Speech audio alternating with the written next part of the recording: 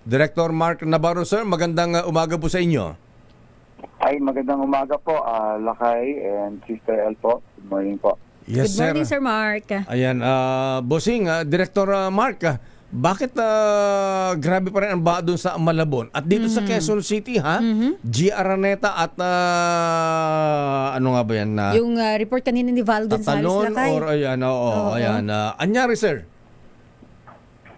Sa ngayon po, sir, yung sa atin po sa Malabon, high tide po ang isa sa mga dahilan ng ating pagbaha doon po. Alam naman natin pag high tide po, hindi po makalabas ang tubig din. Nagsasalubong po yung tubig galing dun sa ating ilog, papunta po at yung tubig na palabas naman galing sa ating syudad. Ayan. At tapos dito naman po sa Quezon City, ganun din po kasi yung San Juan River po, medyo mataas din po yung tubig doon. So, nagsasalubong po talaga. Umapaw ba, sir? Umapaw ba yung San Juan River?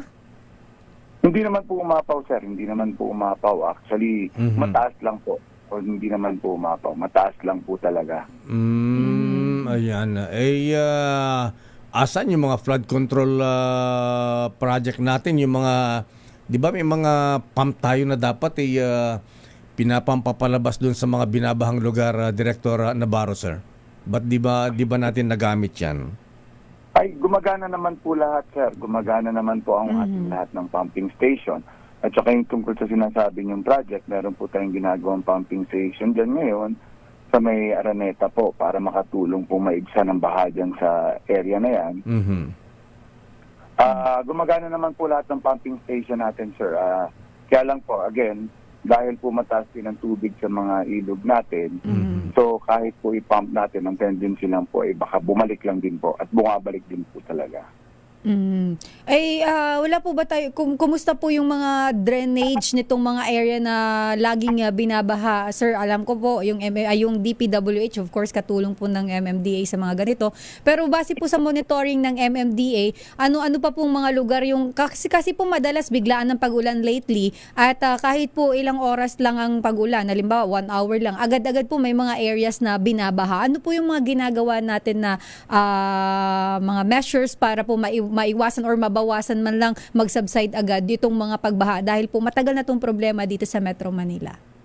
Ay, salamat po. Ganito po kasi ang natin, na ginagawa natin. Actually, 24 hours na po ang pag-duty ng ating mga tao po, mga kawani ng gobyerno para lang po malinisan ang ating mga drainage system. Ang kagandahan po ngayon, mas mabilis na pong bumababa. Pero siyempre, pag bigla ang pagbuhos po ng ulan, medyo malakong depende po sa laki ng volume ng tubig. Pero kung mga panghina-hina lang po, mabilis naman pong humuhupa yung ating tubig. Dahil nga po nalilinisan naman ang ating drainage. Yun lang nga naman ang aming panawagan sa ating mga kababayan. Patuloy po nating iwasan na yung pagtapon ng basura talaga sa maling paraan. Kasi nakakabara po talaga sa drainage system namin. Natin po. Kaya kami naman po, talagang continuous po, 24 hours na po, round the clock na po ang ating paglilinis ng ating drainage system para lang po maiwasan, lalong-lalo na pag meron tayong ine-expect na pag-ulan. Kaya po yun ang panawagan namin sa MMDA para po sa mga kababayan natin. Sana po, tulungan niyo po kami na huwag na po kayo magkalat para po maiwasan yung mga bahang ganito po. Totoo po yan.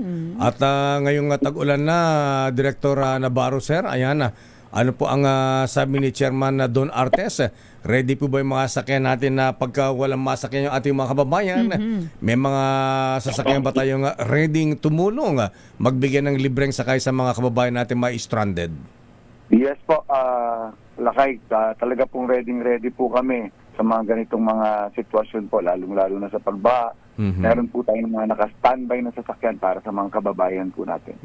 Okay. Director Navarro, sir, maraming salamat. Maganda umaga po sa inyo. Thank you. Thank you po, sir. Thank you. Ang director ng MMDA Flood Control and Sewerage Management Office, Director Mark Navarro. Mark Navarro. Ayan.